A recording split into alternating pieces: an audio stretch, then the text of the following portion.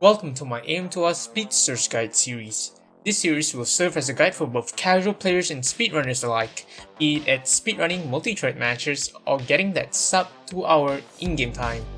That said, let's get right into it. For the first room, there are two strategies, one that is easy and another that is a little bit more advanced, which also requires a somewhat intense speed keep. For the easy strat, break the jelly wall and place a power bomb immediately. Break through the ground with a screw attack. The power bomb placed earlier should unravel a hidden tunnel which you're going to take.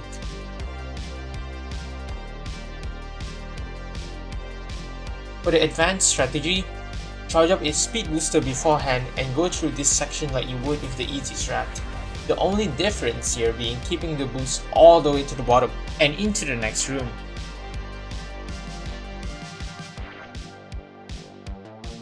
You can use the slopes here to recharge your speed. 2 recharges are necessary for this strategy to work.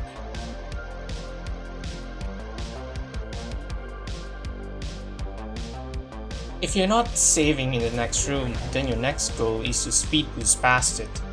If you did the advanced strat in the previous room, then you should just be able to spark past this, but if you haven't, just go into this hidden tunnel and charge your speed boost here.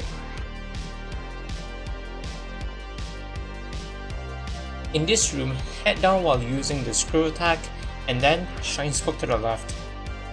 If you got hit, just charge your speed at the bottom. This next room is going to have a lot. If you're just a casual player, you shouldn't have to worry much. You can just store your speed at the ledge, head down and ball spark to the left. Once you're close to the lava, store your speed again. Head into the lava pool and perform a half-height ball spark into the tunnel. Hold down while picking up the item here, head back up, and shine spark into the slope to keep going. You can opt to not pick up the item here and head straight to the next area. If you fail your speed boost at any point here, you can recharge them in these spots.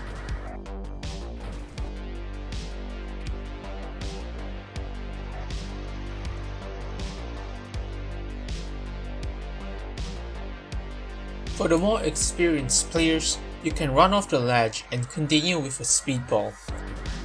Near the lava, jump using the springball and speedball to the top path. Once near the tunnel, do it again to continue the chain.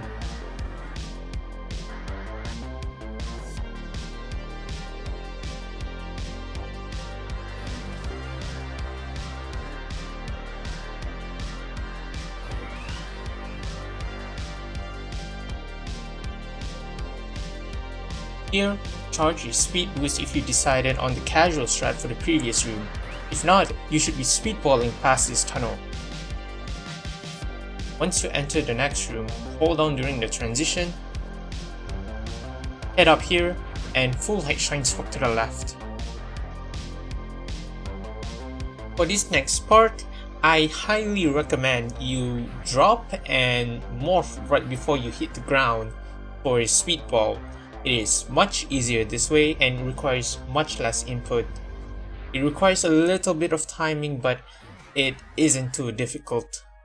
If you lost your speed while going to the next room, just charge one up right here.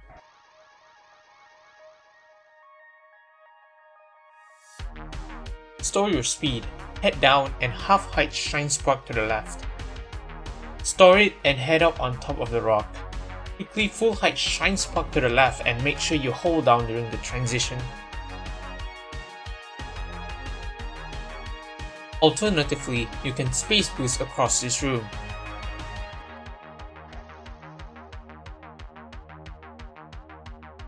If you're grabbing the item, you can ball spark in this tunnel and ball spark out to continue with either strat.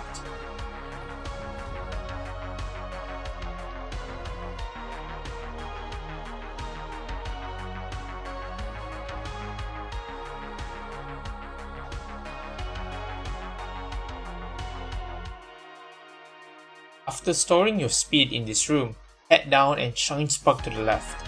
Hold down during the transition and quickly break this jelly wall. After that, shine spot to the left. Keep holding left all the way to the next room.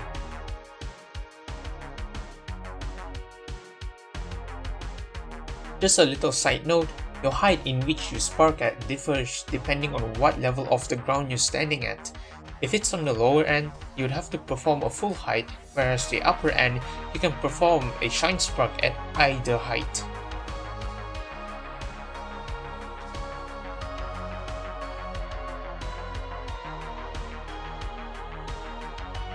Another side note, if you got hit or lose your speed, you can charge up another in these spots.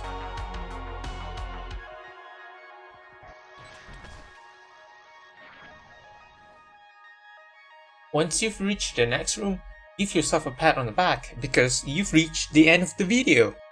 I'll cover the other half of Area 6 on part 2, mainly because I want to keep these tutorials short. Anyway, like it if you like it and consider subscribing if you're interested in more tutorials like these. Have a great day or night and I'll see you hunters next mission.